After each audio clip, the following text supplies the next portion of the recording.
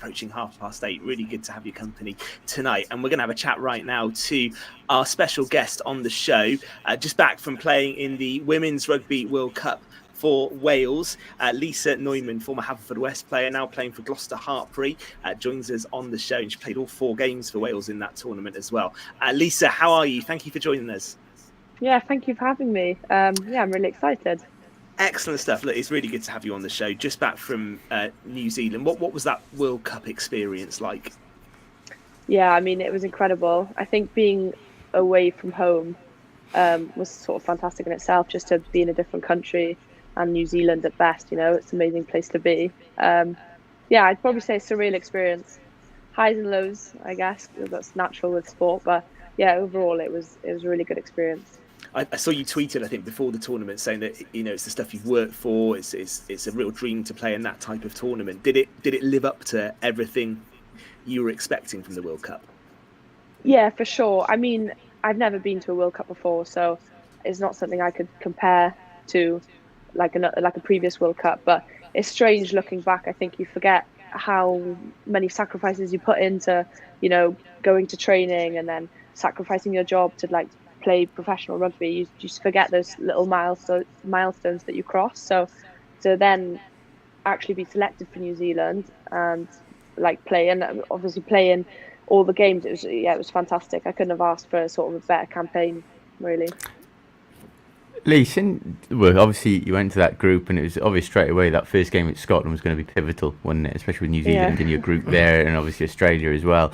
But was there almost a sense of excitement, but maybe anxiety as well, leading into that first game? Because you were almost thrown straight into a do-or-die situation, weren't you? If you lost that game, it was very unlikely you would have gone through. Was it a case of having to switch on straight away? Would you preferred another game before having that crunch match, so to speak? Yes, hard to say, really. It definitely was a game we needed to win, and equally for Scotland, they needed to win that too. So we were basically in the same position, really. But yeah, it was strange because going into Scotland, obviously everyone was nervous because it was just such an important game. But I'd never felt so prepared for a rugby game before. We'd done a lot of analysis, and I think we were really well prepared. And to come off that game with literally a small margin in it, it was really lucky, and obviously grateful that it all went well in the end. But we probably, looking back, we could have put a few more points on them. But it's the way rugby goes. But yeah, it was just such a relief coming away with the win. Yes, you had the game against New Zealand, who are now in the final, I think, with England coming up this weekend, don't they? And then you had the nervous wait after the Australia results. If you'd gone through, it was one of the best third place. And then when you did and found out you were playing the Black Ferns again, how difficult was it to regroup psychologically? Because obviously you'd had that heavy defeat against them, and they imposed heavy defeats on all 3 teams in the group, don't get me wrong. But then realised that you had to face them again in the quarter-final. Was it difficult to pick yourself back up for that? Yeah, I think so. I think it's hard playing the same team again and going in. Obviously you want to go in with a mindset that you want to win. It is tough. I mean, not often do you play the Black Ferns twice, especially in the World Cup. But I mean, it was definitely an opportunity to go out there and try something different, to see whether we could come away with more points than last time. I was excited for sure. I think we went into that game with nothing to lose, so that's a good position to be in, really. Obviously, Lisa, you were talking about your preparation. You've done a lot for the World Cup with the team. Obviously, the contracts have all been signed and delivered. I don't know if yours has yet, at least. But what I'm edging to is that you've had proper preparation for a tournament. Do you feel that the team and the squad have benefited from this compared to it was like really an amateur status before, where you just turn up, train, go back to work? But now you're fully professional. You think Wales have come on a long way this last 6 months or so? Do you think? Yeah, so obviously, at the start of January, I think they awarded 12 contracts to begin with, and then a couple of part-time contracts. And so it wasn't until just before the World Cup they decided to put everyone full-time. And I think it was really warranted, but also needed. I don't think we would have performed as we did had we not all been full-time. You need that time to gel. You need to bond and build those relationships on and off the field. in order to perform. So yeah, I think we've come a long way. I think it's hard because the World Cup was obviously great for us. We got into the quarterfinals. It was amazing. But then a couple of games didn't go our way. So had we wished it gone differently, sure. But I think you can look back from how we were in January into now, we're a completely different team. And I think that's why sometimes when results don't go your way, it's almost more frustrating because you know what the team can bring. So yeah, I think it's difficult. I think people always question whether professional status is going to massively improve the team, and I think the big thing is that results need to come from that. So yeah, it takes time, but and it is a results business. There's no, we can't get away from that. Everybody's judged by results, but it is important, I feel, that the squad are together, training together, week in, week out, day in, day out, getting the proper nutrition in this day and age, doing the analysis, everything that comes with it. And I think it's the only way women's rugby can go now. You can't go back to the amateur days. It has to move forward in a professional level. Do you agree? Oh, massively. I think now being professional, I obviously wouldn't want it any other way, and I'd hope other young girls and women would also aspire to one day be professional. I think, like you said, there's been a massive shift in our team. I can't speak for other teams, but just individually as players, like increasing their knowledge on rugby, having the time to analyze other teams, having the time to analyze your own performance, but not just skim over it, but in depth, how you can actually perform for the team and yourself. And our team's a lot fitter than it was in January, and the girls have done exceptionally well, whether that's lose weight, gain weight, put on size. And I think not being in that environment is too difficult. Like, to have a full-time job alongside amateur rugby it's just not the way the sport's going. So yeah, I know exactly what you're talking about, because I started off as an amateur and I was working full time, and I found it so hard going back and forth to Llanelli 3 times a week. It was tough. I'm working, and in the end, I decided I'd had enough. And that's what happens. And you're going to lose a lot of talent if that happens. It's the only way forward is what we just spoke about. I thought actually, sorry, following from Gordon's point there. Yeah. Sorry, you go, Lucy. No, I thought. Go, phrase it. Go about Six Nations. Following from Gordon's point there.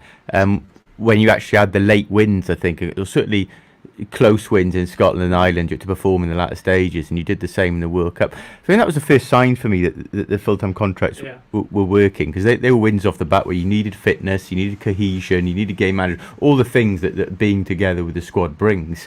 And I thought that Six Nations campaign was actually quite significant. I know there was a late loss to Italy, which was disappointing, otherwise it would have been 3 wins.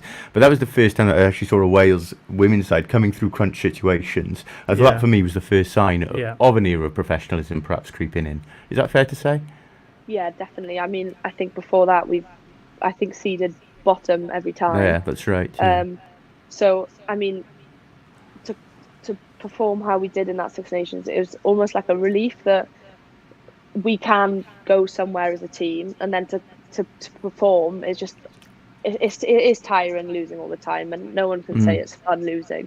So I think it was exciting for us as players. It gave us a bit more belief that we can actually, do well. So yeah, hopefully it's on the way up, and hopefully we'll keep performing. There's obviously going to be moments where we may not perform as well, or luck doesn't go our way, but hopefully it's on the way up. That's rugby. Yeah. What was the highlight of your time in New Zealand, Lisa? Obviously you had the matches, being with the squad, seeing a bit of the country. What were some of the highlights for you?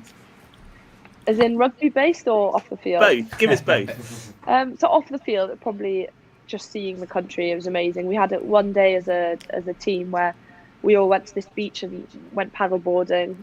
We had played various different games. I don't know if you've heard of it: spike ball, beach volleyball, cricket, and then we had some pizzas on the beach. And it was just such a nice day, just to like properly bond with the girls. I think so. There was a lot of intense pressure in the build up to Scotland, and then almost like you're looking at Australia and you want to win. So it was quite intense in a sense.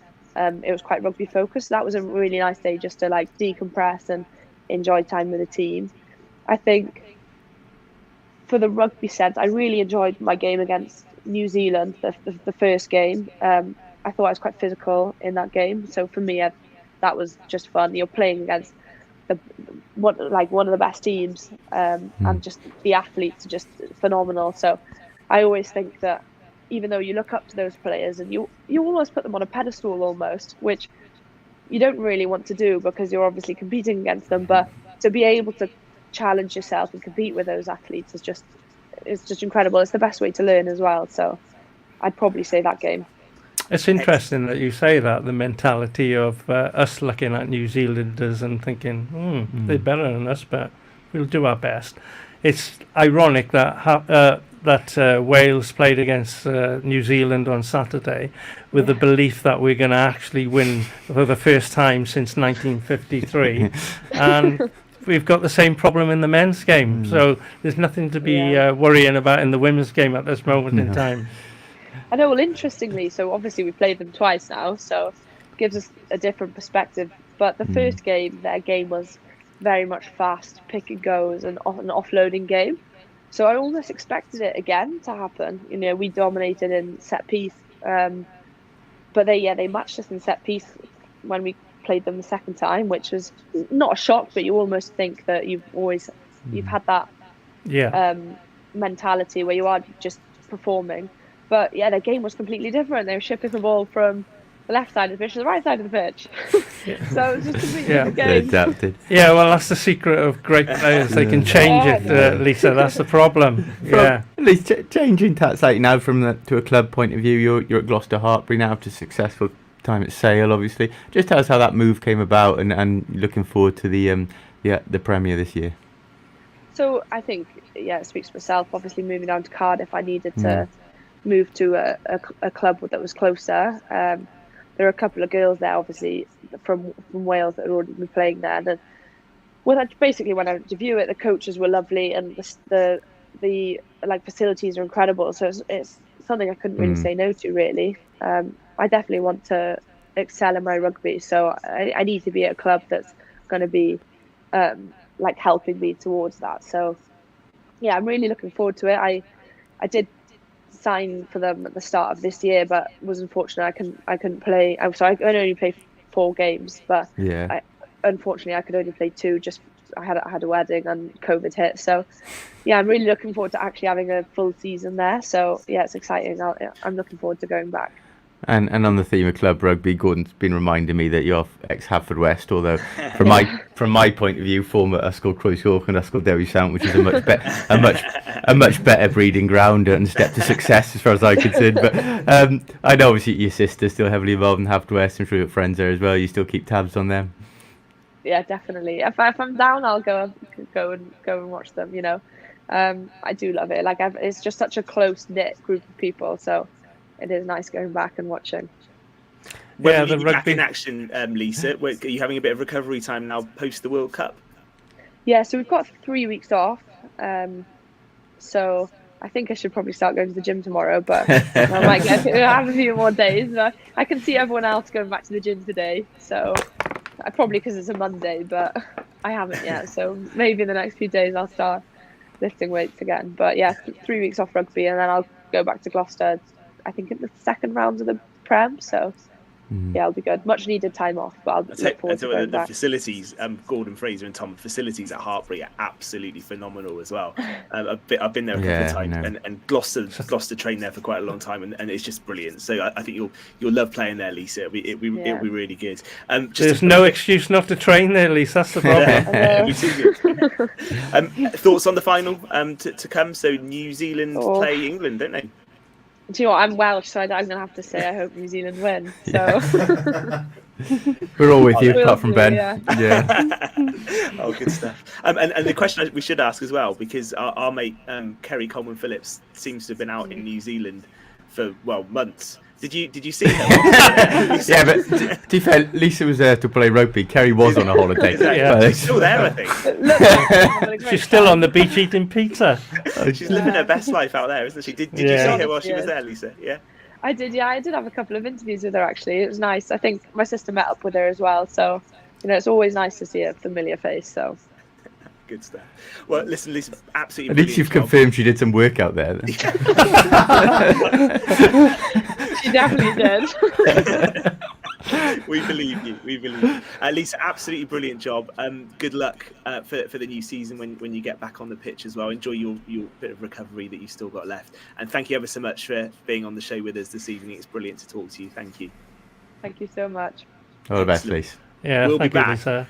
We'll be back in just a sec for the final part of tonight's Pure West Sport. Pure West Sport Show, sponsored by Eaton Evans.